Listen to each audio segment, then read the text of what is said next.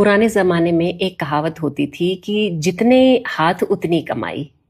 अब इसका अर्थ ये है कि एक घर में कम से कम 10 से 15 बच्चे होते थे और मुख्य काम होता था खेती-बाड़ी करना। तो खेती-बाड़ी में तो जितने लोग होते हैं उतनी ही सरलता से उसको किया जा सकता है। लेकिन धीरे-धीरे लोगों ने रियलाइज़ किया कि भई इतना बड़ा परिवार पालना सरल नहीं है और एक नई कहावत भी बन गई कि बच्चे हों 4 सुखी हो परिवार। तो लोगों की जो बच्चे पैदा करने की गिनती थी वो कम हो गई। अब एक-एक परिवार में 4 से 5 बच्चे होने लगे। लेकिन बात यहीं खत्म नहीं हो जाती है। इसके बाद फिर थोड़ा समय बीता और कहावत में थोड़ा-सा और बदलाव आया। फिर हो गई कहावत हम दो हमारे दो। क्योंकि इससे पहले अब परिवार जो थे वो संयुक्त रह नहीं गए थे, उनका टूटना शुरू हो गया था। अब वो एकल परिवार में परिवर्तित हो गए। अब जब एकल परिवार में परिवर्तित हो गए तो कमाने वाला एक रह गया और पलने वाले 4 हो गए। अब वो 4 भी भारी लगने लगे। इसलिए बात यहीं खत्म नहीं होती है।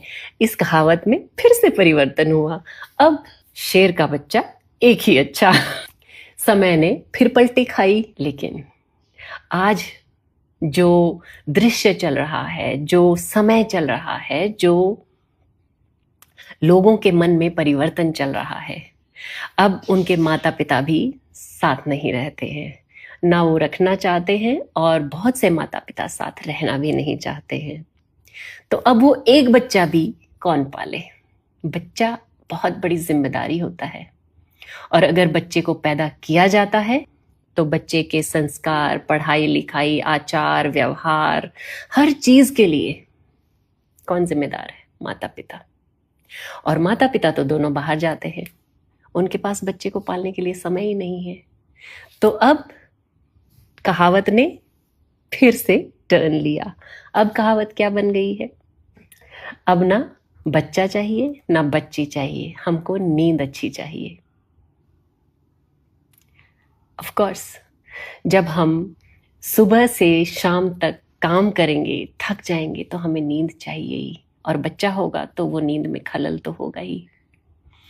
लेकिन ये एक बहुत ही चिंताजनक विषय है। अगर यही हाल रहा तो भविष्य में ना बच्चे दिखेंगे ना जवान दिखेंगे। जब तक हम लोग जिंदा हैं तब तक हमें चारों तरफ बुजुर्ग ही दिखेंगे। ये बात मैं हंस के जरूर कह रही हूं, लेकिन है बहुत चिंताजनक। इस पर विचार कीजिए।